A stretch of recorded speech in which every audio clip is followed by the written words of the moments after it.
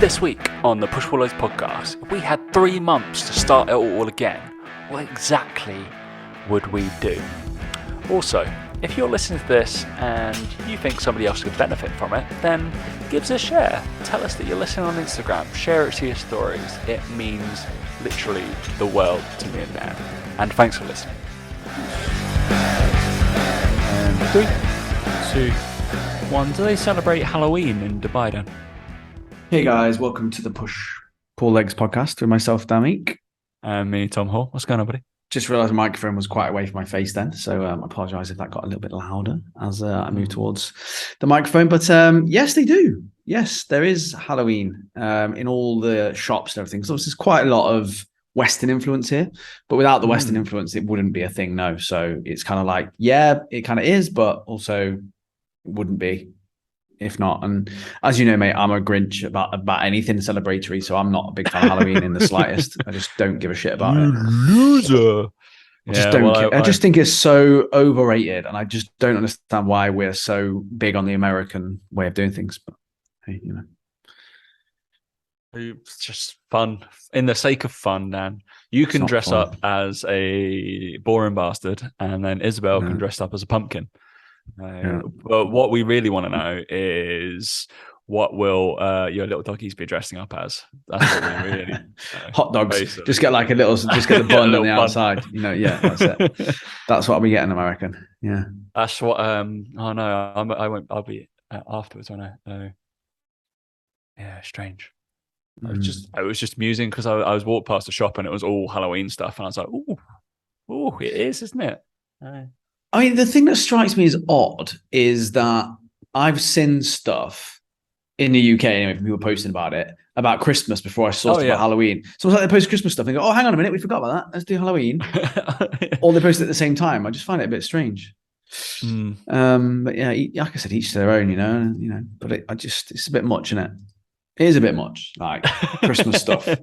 September. Christmas stuff now, yeah. Well, I still think the best one was it when I came back from, obviously it was like COVID central, wasn't it? The last Christmas or whatever it was. And I came back up to London to try and escape COVID. I ended up getting it. I spent New Year's by myself. How bad's that? Like, that's crazy. Because you got no friends, mate. Because I got no friends. And I was like shielding because, my family had COVID and I'd spent my whole Christmas with them. I was like, please don't let me get it. Please don't let me get it. And I got it. And you got it, yeah. I got it, yeah. Or like literally the last day when my housemate was coming back. I was like, brilliant. What was it? Yeah, I went down to the Tesco and I think it was I went up on the 27th and obviously I was trying to go and get food. And on the 27th of December, there was Cadbury cream eggs out in the Tesco. So I'm all right with. I was like, I'm buying some, but yeah, of course. But the principle is wrong. It was a little bit strange. I was just like, oh yeah, Cadbury cream eggs in December, unless you're saving them. But yeah, I don't know what their shelf life is, if I'm honest. So forever. Does chocolate go off? I think how shit Cadbury's chocolate is now. I just don't think it matters. I think it doesn't go off, does it? No, surely not. No, surely not. No, I wouldn't have thought so. Anyway, how has your week been? It's been all right, Nothing crazy's happened. Trying to think, mate. Other than the whole UK going to absolute shit overnight because of one person's announced some shit. Oh, quasi announcing. Yeah. Other than that, mate, everything's all right. Yeah, I think nothing crazy's gone on that I can remember. Blitz obviously closes on Friday, so if you want 8 weeks of fat loss, get in on that because next time we do it, it's going to be a bit different. So just throw it out there. First. Fat gain. Yeah, fat gain program for 8 weeks. Yeah. All you can eat, that's going to be. So there we go. I think people would be in for that. That'd be great. You just post like pictures of your food each night, or just like, shit, I'm going here. Put on this starch. Yeah. That'd be great. Easy as that, Yeah, so I think that's about it, mate. Nothing crazy. What about yourself, mate? Obviously, the combine guys have done well. Of course they have. I mean, we didn't talk about the last podcast, did we? It was only this one that's been recently because I've only seen you posting the results on Instagram. Yeah, I can't remember, if I'm honest. I think I said it was finishing, or I said something about it. Because there was a couple of people reached out and actually thought our musing on group coaching was quite informative. Different for our podcast normally. We've got some nice feedback. That makes a change. I know. But thanks, it's just I think we'll just put it out here. If you enjoy the show, this is at the start. We're in the first 5 minutes, right? If you enjoy the show at any point, and obviously we've done 330 episodes. This will be, and every single one is free. Me and Dan make a lot of free content. We're not asking you for money. Just fucking share it. Just be like, oh, share it with something. You don't even have to post it on your story. Just be like, oh, another trainer. You might like this. Just in case. Yeah. Because every now and again, unfortunately, me and Dan have together been in the fitness industry for over 20 years of experience. So give or take. And we're still in it. Fuck me. Yeah. Idiots. More for us. But yeah. More for us, mate. Yeah. Anyway, skirting back. The combine guys did well. So I think across the board, obviously I could be lying, but I can produce the numbers. I will post my accounts on Company's House. I don't know whether they'll take Excel spreadsheets of the results, and I didn't fill them out. I think that's the one good thing, because my clients have to fill their spreadsheet out. I don't touch them. Mainly because I'm lazy, but mainly because I'm not fucking watching their sessions, so I don't know what they've done. I do mandatory. I normally say film everything, but lack of filming has been. I had to go at everybody because I wanted filming of everybody. Because guess what? It's great fucking content. I like seeing people do well. So net 11.35% up across the board, and I've still got three people, but they're one-to-one guys who will be retesting. Obviously they get a little bit more of a handhold because they're special and they get to talk to me more. So just lucky people they get literally walked through. But across the board it was interesting though, because obviously I wrote the plan and they just fucking did it and executed well, and I can see there's already like progress to the different pathways and whatever, and I put together more of a strength one, but I thought the last one was more kind of an all-round one. But I guess it did really, in terms of the improvements across the board, it did pick up on just people's weaknesses. That's what it really showed me. It was like some people made a big like stride in their power. Some people made a big like was 20% up in their strength endurance. And I was like, whereas relating to their power wasn't as much because he was already quite a springy little lad. And then he's just added to his strength endurance. And then the strength stuff was kind of get in around 10% the whole time anyway. So I was kind of expecting that's more predictable, I feel, in terms of increasing somebody's strength. That's far more predictable than increasing somebody's like elastic properties in terms of the power and the strength endurance. And ESD, the energy system development, that's all the shit that Dan doesn't like doing at the end. It turns out nobody likes doing it at the end. No. Unless you're a one-to-one client. Obviously, I don't kick you up the arse in the group that much in group training. The one-to-one guys do get a little bit more of a kick up the arse if they don't do it, because I know they don't do it, because I'll look at their stuff. And they'll be like, oh, yeah, really easy week. I was like, no, I need you to do that because you're going to be better for it. Trust me. If you took me and Dan, or I know Dan and Mike, they both did the same plan for 6 weeks. Yet Dan does some ESD, sprinting, some aerobic capacity sprinkled in. Dan is going to be better at recovering. Dan is going to be more athletic, and he is going to be a better functioning person than Mike, who only does lifting. 1,000%. Doesn't even matter. I think people, don't realize that, and we can bastardize cardio. Fucking walking. I think the other thing as well. Like I think just the other thing on that is I think one thing that I've noticed from doing, I've done like I think out of my training now I've done the same session 3 times in 3 weeks. You keep on getting it wrong. Is that why? I've got to repeat that.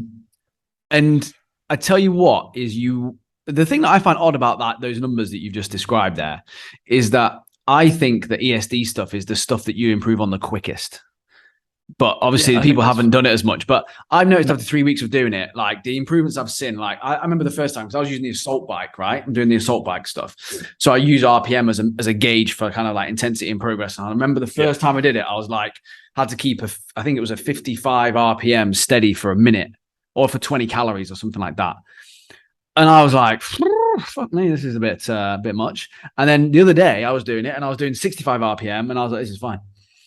And it's like you can see improvements quicker, in my opinion, than you can with weights because it for some reason your body just adapts to that a lot quicker. And as you said, the recovery then improves. And I think the other thing that people forget with ESD stuff is that like you said, you see benefits in things like your sleep, like 100% you will, in recovery and your ability to deal with things like stress and stuff. I know it sounds stupid to say out loud, but I think it all relates more than just strength training. It's why I'm so big and why I've got someone who tells me to do it, even though I don't always do it because the gym's a bit busy and the equipment's not available. And any chance I get, I skip it because again, it's hard. But then I always say to people, like, the stuff that you find the hardest is the stuff that you need to do the most. Like, that's the reality of it, right? If you're great at squatting and you love squatting and you like, I don't really a fan of trap bar deadlifts, I bet you if you did trap bar deadlifts, you'd see more improvements in your overall physique and overall development and power than you would if you did squats because you've already got to a higher level with that.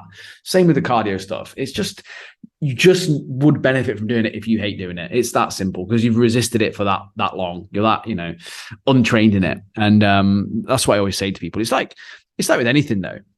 Like coaches, I'm not very good at writing. Well, write more and you'll get better at it. Get on video more, you'll be better on video. It's that same old shit where, we don't want to hear it, but, you have to do stuff you shit at to get better at it. There you go. Correct. Boring, and I feel like it's obviously it's an awful, I don't know, obviously with Hierarchs, CrossFit and stuff like that, conditioning ESD is generally programmed with, as we saw with that fucking thing we reviewed the other week, the program, it's just not done at all well. Well, yeah, because people just think it's, get out of breath. Brilliant. Yeah, and it's just like, all right, well, there's certain things, I can't remember, there's one of the lads is big into ESD. I can't remember the papers he uses in the course, but I've got a little document that I work off, which I won't share with people. You can come fucking talk to me if you really want. And I will share it with you in a DM. But yeah, if you want to work out like, so there's certain things that obviously I do for working out aerobic speed and stuff like that. So max aerobic, if say, for example, Dan does his assault bike, I would, and I know Dan, unfortunately, as bad as it sounds, I have to say this, he's reasonably trained. He's a pretty good in terms of a mover and he can train. That's nice. So he'll probably, within the first 2 weeks of training with me, he'd be doing a 2 mile or like 2K like assault bike test. And he'd be like, go fuck yourself, Tom. Basically, I need something 5+ minutes, something like that. And then to find his max aerobic speed, I need an average like RPM over a minute, basically. So whatever that adds up to from that 5 to 6 minutes, that 2 miles would be my MAS. So it's max aerobic speed. And then I use a max aerobic speed calculation to work out what people are meant to be doing. So I just quickly got that up because I thought it would be relevant. So for example, aerobic power, we might do 1 to 5 minutes at max aerobic speed and then recover all the way to 130 beats per minute. So I want them to use their heart rate as the of when they recover, and then I'm like, all right, I need you to go to, and then you go boom on again, and I just decide to like however many times I want them to do it, and that's going to build their max aerobic speed.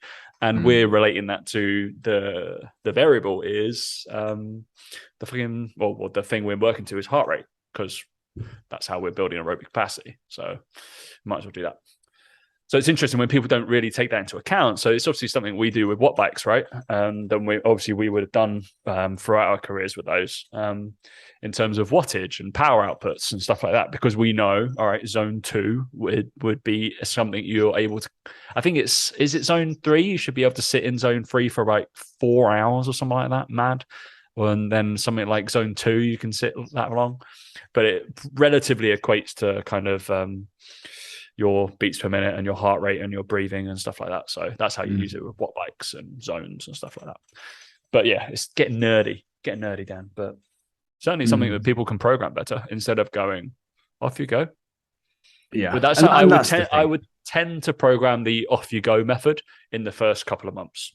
Don't get me wrong, because I just need them to vaguely work. And then we go, right, you've managed to work. Now we're going to lay some science on it. So yeah, I agree for sure, like that. And I think like we talked about this before, I think on an episode where it's like, people just don't program it correctly because it's just bastardized the way it's done. It's just go for a run, and it's just that gap in between go for a run and do a million burpees in a time cap, and if you don't do that, you're a failure. Plus add some snatches in there as well. Like it's that in between bit of going, actually, look, we can track some of the metrics, some of the data. You don't have to run the whole time. You can take breaks. You can take a minute rest. You can do work rest ratios. You can work all that out and improve those. So again, like work to rest ratios, like you might do a 1 to 2 work to rest ratio. And if you do the same amount of absolute kind of distance or work, or whatever, but you can do it in a 2 to 1 ratio per work block, you again, it's one of those where you reduce the rest down and you're getting fitter. Even though you do the same distance and the same amount of actual work, if you can do it at the same time, the same time splits, but with smaller rest, you've got fitter. People don't look at that. They just look at, I can do more. Well, no, rest less. That's a way of increasing any system development. And people just don't think like that. They don't ever test themselves. They don't ever push the limits from that point of view. So usually because they give up and they suck it off. But yeah, there's lots of different things. Like, so to put them into little categories, I have like cardiac output, tempo work, aerobic power, lactate power, lactate capacity, alactate capacity, and alactate power are the ones that I use. And if anybody wants to chat about that, then DM me. It's fine. Or just get coached. It's fine. But the big one that I think a lot of people don't program well is, it has a lot of caveats because I don't think it's taught well, is power. And it's only kind of taught in, I feel like it's only taught in S&C school. And it's just like, oh God, power. They're like, oh, I can do more. But I guess a lot of clients are like, oh, well, I can lift more. I can definitely do more. And it's like, yeah, I know. But as soon as we're not moving with that velocity or doing anything, it just like you back off. But yeah, it's fun, Dan. It's fun. But anyway, I think so. The biggest ones were strength endurance, and then we had like a 5%. I think I'm still fucking happy with that. Something like 5%, 4% increase in terms of power. And that's based off like a triple broad jump, which is reactive forces. And then a one step vertical, and then a broad jump. And then we do a trap bar relative body weight test as well, which is cool. Yeah, if you want to get 11% better, then slide into my DMs. It's fine. Only 11 though. I can't do anymore. Yeah, if you want 13 or something, come to me. But if for 11, Tom's the expert on that one. 11.35. It's such an obscure number. I said nobody will question it, so it's fun. There you go. No one has questioned it, Tom. So we're all good, mate. I know. Anyway, so there was a couple of things that happened in the fitness world. There was one big thing I think happened in the fitness world this week, Dan. Apart from my athletes setting it alight. Was the Arnolds, or not the Arnolds? Was it called the Arnolds? Or... I think it was called the Arnold Sports Festival, but then Arnold wasn't there. Is that right? Arnold refused to go, and then it was just called Sports Festival UK or something like that. They like took Arnold off the name, which is interesting. It's all a bit weird, isn't it? Yeah, and I just I guess we could talk about this in terms of fitness expos. There's a couple of questions that I think we'll try and answer in a couple of questions that I've made up because I'd like to know Dan's thoughts, because I think it was an interesting topic in a meeting I almost fell asleep in today, but it adds as content, doesn't it? If I vaguely listen, and then we can put a spin on it. But yeah, fitness expos, yes or no, Dan? I don't get them anymore. I think the time's been and gone, and I think I think there's a reason they're not really around hugely at the moment. And for that reason, I don't think people COVID is that bothered about them. Well, yeah, it was obviously because that originally, and then I think since then people have realised actually it's just not anything worth worrying about. So I don't think personally. I've been to 2 this year because I was forced. I was contractually obliged to be there, and apart from like saying hello to the likely people you see anyway, that you only know through social media, which is always interesting. I And they were like, "Oh, Tom, you're a lot bigger than I thought you'd be." I was like, "Thank you, thank you." Dan is tiny, correct? Yeah. Yeah. No, I literally never get that. It's fine. It seemed to me that from the ones that I went to, people were way more into the events that were there. So whatever sport was being played there, I use the term sport as in like bodybuilding stage or the powerlifting stages or stuff like that. People were around there all day. But I can only assume that they're obviously watching a friend or a gym buddy or whatever, and that's why they're there. Not particularly, and I feel like the other stuff is kind of just that, oh, well, we'll check in on that. All right, cool. I just don't see how. I just don't see how in any way like it's supposed to be. I don't know what it's supposed to be promoting. Like I don't get it. And I think they tried to get the speakers there. Like I said, look, we've been there. I've spoken. You've spoken. Body power things like that. But I just don't get how they make a decent amount of money. Number one, but number two, I don't get the whole brands with loads of money go there, spend loads of money, and it's brand awareness maybe, and maybe. Yeah, I think also peek behind the curtain. Like when me and Dan have spoke, we haven't got paid for that. There's obviously you don't get paid like anything. I think because I've had a few people go, "Oh, Tom, you seem to speak at some stuff," and I'm like, yeah. It's not always a great thing. I have to be like, is it worth my Saturday? Like, yeah, and I think it's and don't worry, don't get me wrong. It's nice to see people in the industry or to network a little bit, but I think it's there's a huge misconception that going to those things is going to somehow improve your business. Anyway, it's not. Like, there's no way it's going to. It's because again, the people that are there aren't looking for that type of thing, in my opinion. Whenever I've been to them before, it's I just don't think you'll ever see it again like it was with Body Power, like at that level. I just don't think it's. And again, I didn't even know the Arnold Sports thing was on. Didn't even know it was a thing. I just saw it all over some of the, I guess, the PT groups I'm in, and they were just like, "Oh, look what's happening!" And I was like, "Okay, cool." I think like when you're fresh in the industry, it gets quite exciting, and obviously that was when we probably first started going. But I think the way to do it is go with like 4 or 5 mates who are all PTs, and then you have a little laugh around like the industry you're in. I think that would be fun.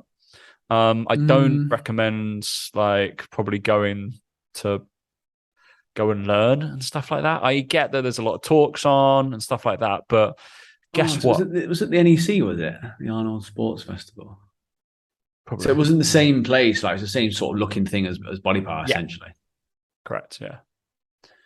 But yeah, in terms of the content and the talks and stuff that people do, nobody's preparing a talk that they haven't done before for those shows, and they wouldn't have already produced online on their content. They probably got a lead magnet doing that properly with the slides and stuff like that. So just go up to their email list and they'll probably send it to you.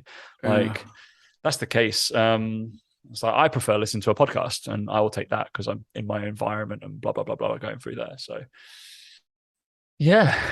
Well, yeah, it looks like it went. Jay Cutler and Ronnie Coleman were there. They were the two that were there, basically. They got paid then. Nobody else did. They'd have been paid, obviously. Yeah, maybe not enough, but they were paid. Ronnie Coleman must have been there on crutches, was he? Can he not walk? Well, he's bad back surgery, and he's got a fucked back from lifting all those weights. Yeah. Oh, that's what lifting weights. Yeah, true. Don't lift weights, guys. Bad back. Get bad back. Yeah, don't lift them badly. That'd be the main thing I would say. But yeah, I know both of those people. I wouldn't be able to pick them out of a lineup. That's how not in the bodybuilding world I've ever been. I wouldn't expect you to be able to, mate. Don't worry. I don't know who that is. I don't know who they are. No. Give me shoulder like rehab specialists. I'd be able to do that. You know that, yeah. Tony Cochler. Yeah, I know where he is. Mike Reinold. Oh yeah, I know that guy. They're all tiny, it seems to be. I had to give some recommendations on shoulder people today, and I was like, I know these guys. It was always a trusted network. It's so cool, mate. I know. Anyway, but where are we going? But it was interesting. I just thought, because I know I've known your view on those things for a while, and obviously, unfortunately, in education, you get dragged to them every now and again because you have to educate. I guess without people, you don't educate, but it's always a hard one as well from a brand perspective. Like, say, if Biceps and Banter went there, or when the PTC did, or Third Space, because I spoke for Third Space at Elevate and stuff like that. And I guess it was good in a way that a couple of people from different brands and like companies came up, was like, oh, I really loved it. I'd love to have a chat about certain things or blah, blah, blah, blah, about what you were doing. And I was like, nothing really have come of it. Maybe I should have chased it a little bit more, but I was just like, that's fine. That's cool. Yeah, nothing comes of those discussions. That's half the problem. But also is that I think a lot of PTs go thinking that they're going to drastically transform their business. And at the end of the day, they'd be better off spending that time doing loads of other things, like filming content, rather than going to an event like that on a day. I think it's just that and again, that learn from our mistakes, that we've been there and done it. And, you can go and have a fun time if you just want to go, but don't go there thinking you're going to move your business further forward, because people there aren't interested in PTs. Like, again, it's like, where are your demographic? Where are they hanging out? Where are they spending time? They're not there. Like, going there is pointless. Like, it's just going to indoctrinate you more into a world of fitness that actually is alienating you from the general public, not moving you further towards them, essentially. Yeah. Which brings me on to the questions that I did write down, because you've segued nicely. Okay, so from a training point of view, I guess we can talk nutrition as well, and business. So probably 3 big sides of personal training: nutrition, business, and training. They're all relatively symbiotic, apart from, I ignore the nutrition thing because just people eat. Just eat burgers, it's fine. I kid. We can do nutrition. Is if you were, let's say, a PT or relatively new in the industry, and say, Dan, you've got 3 months, so a quarter of the year, to use your time wisely. I won't say like to just like go, I can only do 3 months and then I'm done. Using your time wisely, what would you do in, say, pretty much nothing, but you're going to go in the first 3 months, what are the most important things and kind of key things to get in shape, and what you would go and learn, what you'd learn about, why would you do that, blah, blah, blah, blah, blah, blah. What would you do? Would there be anybody you'd go and follow, talk to, blah, blah, blah, blah. In nutrition first? Go nutrition first. That sounds like the most boring. Jesus. I would. So you got 3 months. What would I do? 3 months, what would you do to go and learn nutrition-y things? I think a lot of them, I think there'll obviously be carryovers on this, but... Are we going to assume that they were like qualified? And they're qualified personal trainer, yeah. Okay. And they're looking to build their business, they're looking to build their training knowledge, and they're looking to build their nutrition knowledge. What would they do? I would probably do some sort of basic nutrition qualification, certification, like precision nutrition probably will get done in 3 months. I think something like that. Something like a longer, like year-long program that's more money is just going to be too slow. You don't need to know that much either. So that'd be number one. Number two would be, I would extensively study the demographic that I wanted to work with, and I would really try and get to know their problems with nutrition, because it's all well and good knowing about calories and knowing about protein and knowing about all these things that you do need to know, on a fundamental scientific level. But people's problem with food is usually because it's, I don't think it's lack of education for a lot of people. I think most people know that burgers are not as good for them as salads, and they know that chicken and broccoli is better for them than KFC, right? They're not stupid at that level. It's more about the reasons why they aren't prioritizing certain things, or the reasons why they are turning to certain foods and certain things like that. So I would be spending a lot of time with the niche that I wanted to work with, and I would find out a lot about them. I would speak to them. I would do anything I could, and I'd offer to work with them for free, just to get an idea of what questions they came to me with, what problems they were facing, because that will then set you up with knowing what content to put out and how to help that person on a daily basis. So you need to know their daily life, their daily struggles.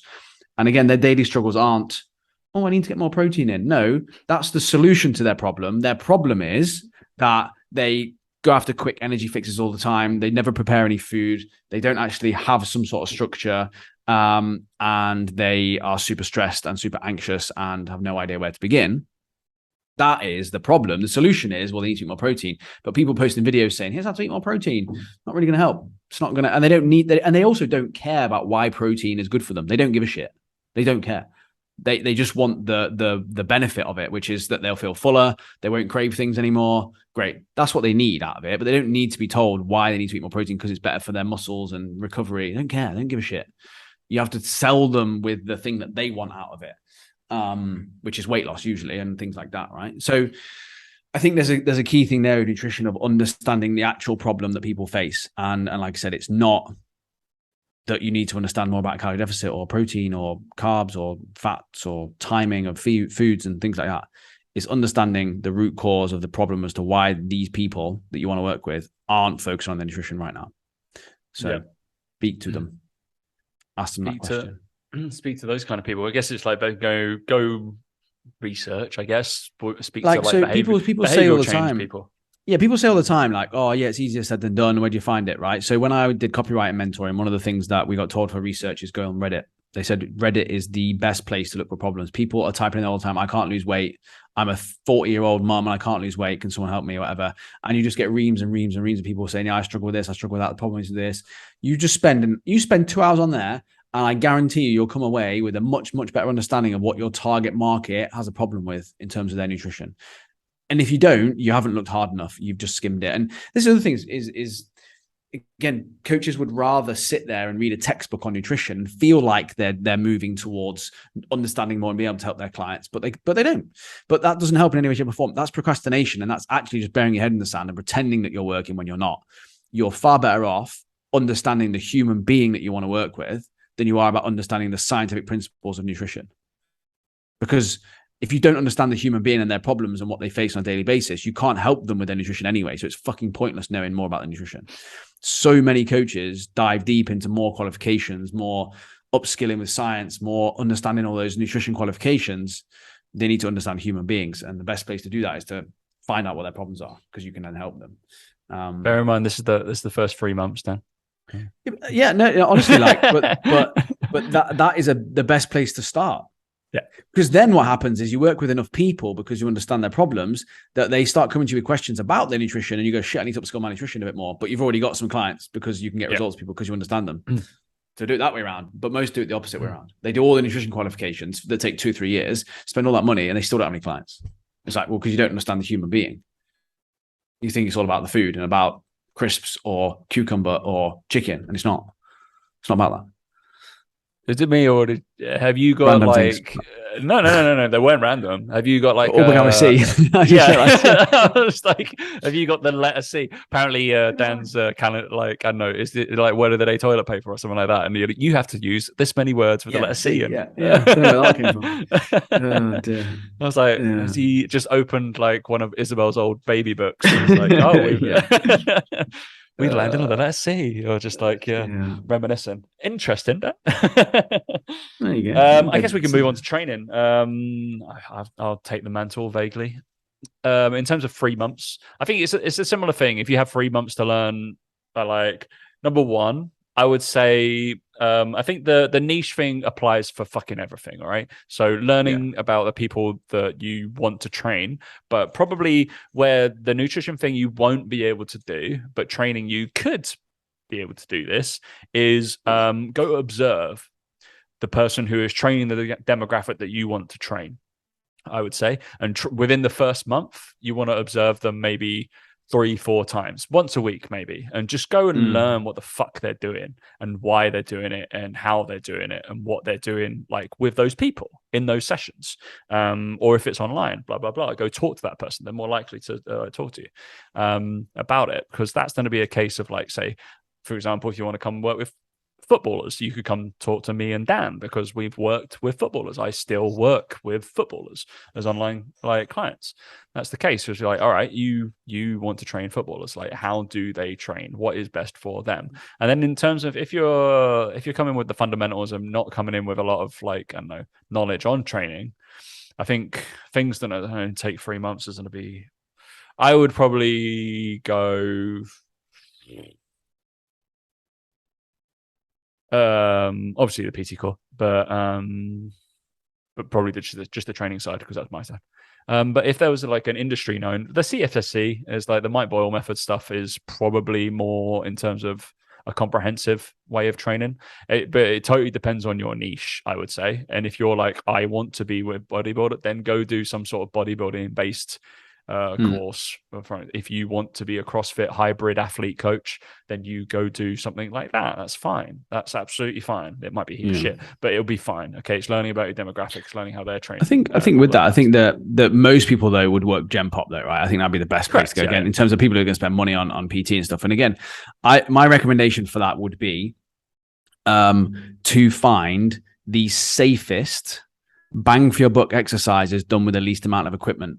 And I would base all my programming around that.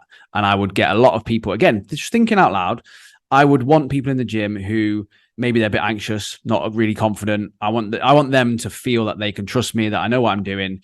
And I would be rinsing and repeating those basic movements and get people results with that. So that's one of the other caveats as well, I guess. Yeah. In terms of when you're starting off in terms of training, I think there's a case of you have to start with the general population because you have to learn about those fundamental movement patterns. So I do lectures on them, right? There's 12, I categorize them as 12 fundamental movement patterns. And then we talk from what would be baselines. So learn your baselines of exercise, and then you work forwards and backwards of them. After 3 months, if you have 12 baselines, 2 progressions and 2 regressions, cool. We suddenly got, I don't know, I'm not even going to do the maths, over 60 exercises to do. Yeah, that's what it'd be, yeah. And then we're like, cool, we're cooking with gas. That's probably like, well, we've literally got 5 months worth of programming based on movement progression. That's based on the fact that you're going to change it every second time. So, and then in 3 months, you're already ahead of 95% of PTs out there. So. Yeah. So it's pretty, but then one of the other caveats, so I would be like, observe someone who's doing it so you can like future-proof yourself. If you then do a course, something like that, obviously I've written those kind of lectures. I probably should like just release them as clickbait things. But I could do that. It's fine. And then what would be teaching about that? So simple mechanics. We're not talking about fucking cuff shit. You don't have to go do that. It's fine. Just learn about your actual patterns that people move without actually stepping on the machine. Talking like just adding external load somehow. And then my last one, and it's one big caveat for me. And it's something that I think you guys probably were, I don't know if you thought about it when you take on your business and body like coaching people. But it's something that I always do with my mentees is, especially that I've always done with Third Space, probably like the last 5 years, they have to train. And it's something that was beaten into me from speaking to Kevin Carr. And he was just like, you are your fucking product. Don't give a shit that you like, all right, yeah, you can be fat and fine. Absolutely fine. Cool. But if you're an absolutely immaculate Ollie lifter and you're a little bit overweight, that's fine. I couldn't give a shit. But if you demonstrate the movement, that's 80%. Literally, they're like, that's 80% of what they're going to be doing.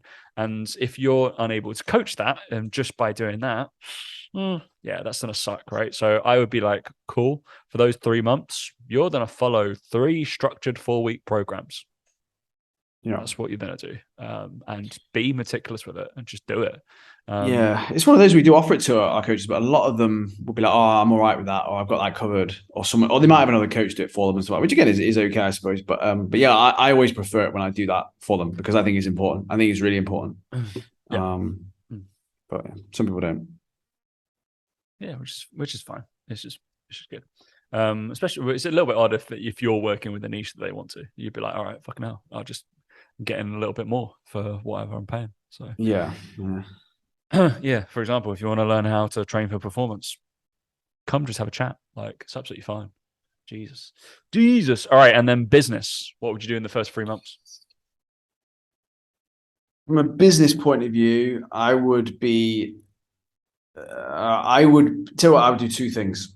And this is 2 things that people, I think, to be honest, at any stage, they would benefit from doing. And it's something that I said the other day that I would do if I was starting from scratch right now, is I would post a talking head video every single day based on my niche, and I would send an email every single day.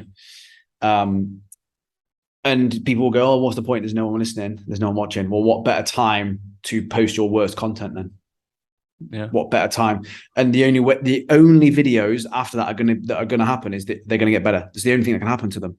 So people say this all the time. I'll wait until I'm better. I'll wait until I've done this course. No, just make them, and you'll soon start to see what lighting looks better, and you'll spend more time watching other people, and you go, actually, I'm gonna do that better. I'm gonna make that look better. So they're the 2 things that I would do. And again, it's not really business related, but it kind of is. because that will get you more business in a year's time than worrying about, whether you've got the best onboarding process or the best this or best that. If you give a shit about people and your clients, your onboarding can be not the best, but your service will outperform it. You only need a good slick onboarding when you're busier, when you've got not enough time or whatever, right? If you're there and you're literally giving people your phone number and you're like, just text me if you have any problems, and you send them everything, they're going to be okay, right? But it's video every day and get used to being on camera. And I don't mean like film it every day, but film a batch of them, post it every day about a topic, be authentically you, be what you are. Don't copy other people, but again, also as well, turn up certain personality traits you've got a little bit as well. That helps. But do that for 3 months every day for 90 days. And again, people won't do it. So it doesn't make a difference, but you would be amazed at what would happen if that was the case. Again, like I can't remember it was now, someone asked me this the other day. It was like, if you just lost everything tomorrow, what would you do? And how would you go about it? That's exactly what I would do. I would start up a brand new Instagram page, get on the emails, get on the video, and I would just be like every single day, going at it every single day. And I think people don't believe you when you say that. I don't believe me when I say that. But I see a lot of coaches who are doing okay. And I really want them to almost lose it all so that they have to do that, because it's almost like they're on enough money that it's kind of like, they don't have to do that. They don't have to do that. But if they were at zero, that's the mentality they should have, is I'm at zero. And like, I've gone through a transition. This is really segued, but who cares? I've gone through a real transition recently where some of you guys may have noticed, some of you may or may not have, but with mine and Mike's content now, we're posting a lot more of like the YouTube video clips and stuff like that, because it's really easy to put out. We've got someone that edits for us. We don't have to worry too much about content. You might have noticed my stories have gone down. I don't really post huge amounts of my stories hugely. And it's kind of because I've got a little bit comfortable. I'm going to put my hands up. I've got a little bit comfortable. And I'm this close to feeling back to myself and back to wanting to post content and really wanting to really step it up again. And sometimes you need that time away to really go, right. For example, like in the next 2 weeks, I'm going to set myself the challenge of going, right, you've got 0 clients. What the fuck would you do? And almost do it as like a case study for the coaches and for all the people that we work with. Because for us, between September and December is a little bit quieter time because we've not got so many things going on, me and Mike. Yeah. And I've really thought about just going, do you know what? For 60 days, set myself the challenge to go, no, fuck it. Do it. And do a separate email list for 60 days, just completely separate to what we already do. Just daily thoughts, daily feelings, whatever it might be. It's almost a journal type thing with some help in there. And then a daily talking head video every single day. Because you do need sometimes to have that downtime to get that fire in your belly again. But I tell you one thing that would get that fire in your belly is if you had 0 fucking clients and you had 0 money coming in. I don't get it. I don't get how people sit there and go, oh, I could do with more clients. I'm like, why are you not doing this every day? Like, why are you not putting out more? And, people say to me, well, what's the minimum you think I should do in terms of emails? Well, what do you mean? Like, you should be asking me, what's the maximum that I can do? You should be asking yourself that question. What's the maximum I can do? And it baffles me because people look at me and you maybe and they'll go, oh, but you're not doing it every day. You don't need to do it every day. I'm all right. Well, I can speak from experience, and obviously, everybody behind, or probably listens to this, and Dan obviously knows because I was like up front with him, in terms of when obviously the PTC stopped doing stuff, right? So that was a large contract in theory for me. Mm-hmm. Like, we can talk numbers, like 2.5 to 3 grand a month of my income this year that I lost. You know what I did? Posted every day on Instagram. Fucking stepped on my online coaching and stepped on it hard. And then I was like, you know what?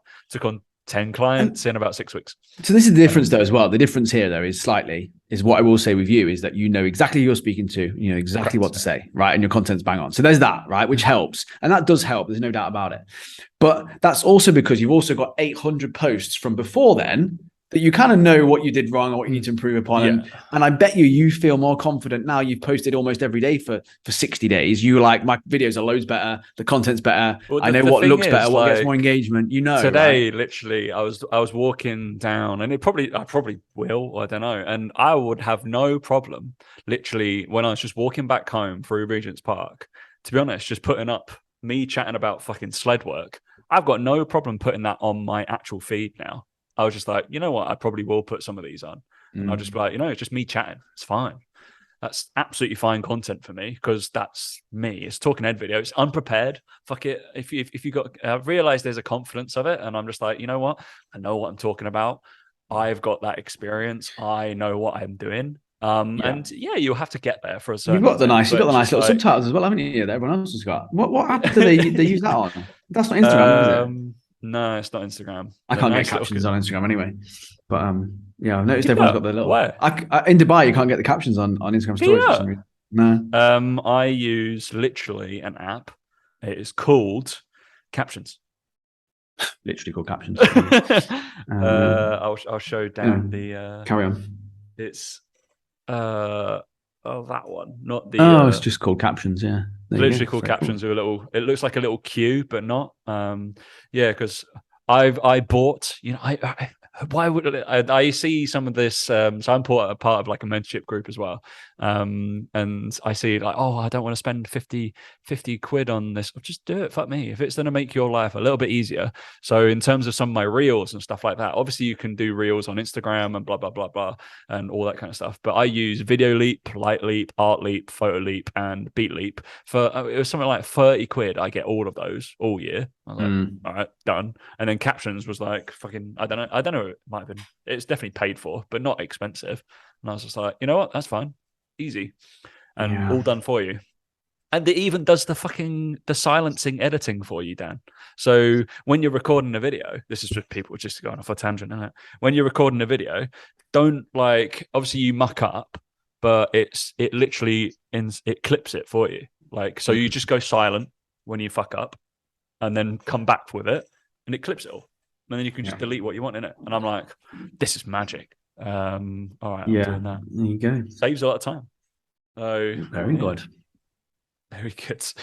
Thanks, mate. I was like, shit, could do it all now. No, I'm joking.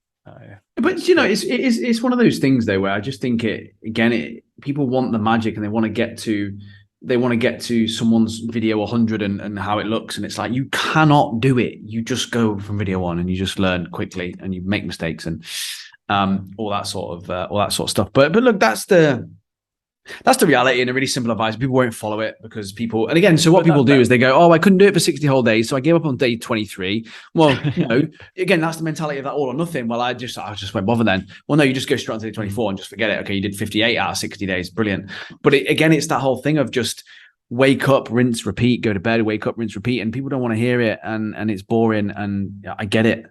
But it fucking works, and not enough people are doing it. And like I said before, you'll be above 95% of other, scrap that. You'll be above 99% of other online coaches if you do it. If you turn up every day, the amount of time I spend speaking to the coaches I work with, I'm like, have you turned up today on Instagram? Have you turned up? Have you shown people that you're there? Have you shown people that you've got value, that you work with clients, that you're good at what you do? No. Well, then what are you doing? Why are you expecting people to just rock up and give you money? It's an interesting one as well. I recently started listening to who is it? It's not on fucking there. They're really fucking short. It's The Game with Alex Hormozy. Yeah, Hormozy. Yeah, Hormozy. Quite like that little podcast. They're all fucking short as fuck. So you can print like on my walk home, I can do 3, I think, going through. But there was one thing that resonated with me today. Was and this falls back on, I think, so it wasn't easy for me to pick up 10 clients within kind of 6 weeks, but it was just, I literally just had to do a little bit of graft, right? Okay. But it was the fact it was like people buy based on value they have already received, not that what they're going to receive. So I think people kind of hanging back on terms of not giving, this is why we've done 330 fucking episodes of like podcasting, because hopefully we've added value and people tend to know us and they expect the product afterwards anyway. And they're gonna, in terms of what, because we get results. It's absolutely fine. We know we're good at what we do and we achieve people's goals. But it's also because we've given up so much fucking free value, and we'll quite happily, and we will have to give more, 100%. And we will continue to, because you still want to be like that person they go to for that question. But if you don't ever show just on that as well, we get this question a lot about value. So people say, oh, you need to provide value. And people think that giving someone protein swaps is value. That's not value. That's junk. It's crap. People value your opinion, right? So when you look at everything Alex Hormozi does, right? Yes, there's value in it, but it's just his opinion. He doesn't sit there going, well, according to scientific research, this shows this. Correct. He just goes, I've done this. It worked with these people. You should probably try it. And you know what? It worked. Like the title of my note on that today is literally, it says how I. That's how I exactly that, right? How I. And I posted this on my story today. Literally half an hour before coming on this podcast. I posted this, right? And I said, coaches, it's okay to not like more popular fitness influencers for whatever reason, but please don't be so dismissive and narrow-minded that you don't spend time looking for the clues as to the reason why they might be successful with social media, right? And obviously I was talking about James Smith because people slag him off all the time, but they do not have a fucking clue as to why he's so successful. They just go, I don't like him and the way he does this. He doesn't know anything. Well, 1.1 million followers and you've got 2, so he does know something. And it's all that. It's how I help my clients do this, what I think of this. This is what I believe in this scenario. This is why keto sucks. This is why I think keto is awful. It's not keto is bad because you don't have to cut out carbs. He doesn't say that, does he? He doesn't say it like that. And people, Alex Hormozi is a prime example of this. Like you said, it's the how I did this. Because guess what? He's a multi-millionaire. Oh yeah. So yeah, and what's really cool as well, if anybody's an entrepreneur, and I guess we have to class ourselves as fitness entrepreneurs, he also started in fitness. That's where he built gyms, and that's what he did. He did gym stuff, and he sometimes talks to fitness-based people, and he's documenting. He's like, I'm on the road to $1 billion company. I just want to document everything I've ever done during this because nobody's ever done it. That's all. Like, he was just like, you know what? It would be really cool if fucking Jeff Bezos, and he was like, today, he was like, it would have been really good if Jeff Bezos said, oh, day 24, have to send out some books for Amazon today. This fucked up. Oh, well, we'll learn. I'm going to do this tomorrow. That's all it like probably like 4 or 5 minute like journal. And that's all he wants to do. But the how I thing like resonated with me because I was like, yeah, you're right. He immediately switched over. And when somebody says you need to do this, you go, yeah, you're a prick. I don't want to do what you say, like you need to do. I'm like, you need to eat more protein. Fuck off. I don't want to be told what to do. So that is exactly what I would do in my daily emails. That's exactly what I do in my daily emails. How I did this. How I overcame this. This is what happened to me today. It was a fucking shit day. This is what happened. This is how I overcome it. This is how I got around it. I just called it a rest day. And people, again, they use Instagram, things like that as like as almost again, this outlet for just free information. But what people want is they want to know what you're doing, what you're going through. And it's why you said before about you need to show your training a bit more and this sort of stuff. You need to show that side of stuff because they want to know your opinion on your life, how you've achieved what you've achieved so that they can emulate that into some degree because they follow you, because they resonate with you and your values. That's why they follow you. If they didn't, they'd unfollow you. They resonate with you based on your personality, your opinions, your sense of humor, your life. They then want to know how you've achieved all that because they see something about you that they resonate with, that they go, well, I'm like Tom because I like my training like that. So how does he help his clients do that then? And then Tom goes into, well, this is how I do it. This is how I train people. This is how I do that. And that is what your email list would be. It would be a almost like a documentation of how you go about your life. And people want to know because they want advice from someone who's in shape, who knows how to lose weight, who knows how to gain muscle. That's what they want. They want insight. They don't want to know the mechanisms. They want to know how you get, they want to know what happens to you when you rock up to the gym and it's bank holiday and it's closed and you forgot. Tell the story of that day. What happened, what you did instead, why it doesn't matter, how you're going to rectify it the next day so they can learn from it. And then when they're ready, they'll go, well, I need that person to help me. And again, not enough people doing that style of stuff. It's, oh, you should probably get your knee up because it's good for okay, no, all right. I've seen a lot of, I don't know why I'm getting spammed with these. It's like, oh, great options in Tesco's. Right. What is that about? What is this? What is that, by the way? Because I saw this the other day. Oh, high protein foods in Asda. And I went, no, they're just high protein foods in any supermarket, mate. Yeah, yeah. It's always in, why are they in Aldi? And you're like, what is this trend? What is that about? Can someone explain that? Please, someone message me on Instagram, DM me. I don't get that because I can't believe people are sat there going, oh, yeah, okay. And they're making notes. Yeah. Okay. Yeah, nobody's doing that. Nobody's going, oh, yes, finally. And it's like, you don't need to do it for Tesco, for Sainsbury's, for M&S, for Waitrose. You don't need to. Just say when you go to the supermarket. It's all the same shit. Trust me in terms of manufacturing. I'm sure it's all the same shit, just slightly different packaging. What is that about? Anyway, I think we'll end on that. Also, as well, by the way, no, just on that. Let's keep going on this. We're going to keep going on this. Also, as well, a lot of recipes as well on Instagram at the moment for food, isn't there? Is there a lot of recipes? Is there? Well, similar ilk. Like I see a lot of people go, this is 400 calorie, this, and this. And they're obviously getting a lot of views on Instagram, right? Because people are, on Reels, people obviously want big views and stuff like that. I just don't see how it's correlating to necessarily clients food. I don't know. Maybe it is, maybe it's not. But I mean, I'm not inclined to do that. But a lot of those as well, like recipe videos on Instagram. I'm like, are people on Instagram for recipe videos? I don't know. Maybe they are. I don't know. You know what I go on? I go on Tasty. My app, Tasty. Yeah. I used to remember that. Yeah. But that wasn't low. That wasn't like low calorie, high protein options. That was just really good food. It's just how many calories can I fit in my mouth at once? Yeah. And it would just be like, really, it's stuff that you've never like in terms of cooking. I quite like cooking. It's just stuff you never really think about. You're like, oh shit, I can make broccoli, pasta, bacon sandwiches. And you're like, they're really good, apparently. And I'm like, shit, I'm gonna go there. That's always a good thing to do on the walk home. Be like, all right, what produce do I fancy being crazy with today? But yeah. Also, stupid things on the internet, Dan. Apart from all of that, clearly, this is quite an informative podcast. See what I mean? If I can got through this podcast, you might have learned a fair bit if you're a coach. Or we might have pointed you in a little bit. Our opinions, exactly. I sent down a if you want to become a chiropractor, what they do at chiropractic school was they were at a gym and they had like lots of dummy, like those like I don't know, that's their version of the CPR or Annie, whatever it was, like their version of it, and they're like jolting the neck and obviously Adam Meekins. Don't particularly like Adam Meekins, but every now and then it's comedy value. He was just like, yep, chiropractors learning to decapitate people. Obviously, that's what's happening here. Fucking madness. And I had no idea that happens. Obviously, they would need to practice on something, but it was just the far-fetched way. It was just like in a gym setting as well. They were just around a rack, like a cage rack or something like that, and they were just like yanking this like a dummy's neck, like a good.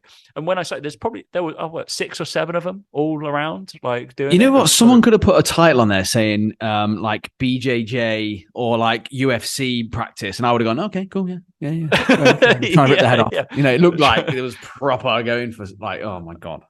They also could have been like, we decided to go into a psychological unit. And I would have been like, this is what they do to try and get people away from killing people. We have to replace the humans with a dummy, then we take the dummy away. And they're like, or one of those rage rooms. Yeah, one of those rage rooms you go into where you smash it up. Yeah, like that. Like Laura goes and then she has one of those dummies. She puts Dan's face on it and then she starts to go around. Destroy it, yeah. Right. All right. Jesus Christ. All right. Valuable. Well, that turned into a valuable episode, I feel, after me just writing 3 questions down. That's all my notes were before the show. So I'd check that out if you're a coach. Well, if you're already listening this far, fuck me, you probably checked it out. Or you've listened to us. I think most people probably listen to us on 1.5. I can't do that. I listen to voice notes on 1.5 from my clients because some of them take far too long. Yeah, obviously. And then... But podcasts I can't do. I like the normal rhythm of people speaking. Yeah, normal rhythm podcast. Yeah. 100%. It's a weird one. All right. Any other business? Not from me. No, not from me. Obviously, like, share, go tell someone about us at some point. Yeah, please. Wonderful. Please, Jesus Christ. About any show we've done. 330 of them, mate. That's a lot of time, isn't it? This one's been one of the longer ones. All right. Thanks for listening, guys. We'll catch you. See you later.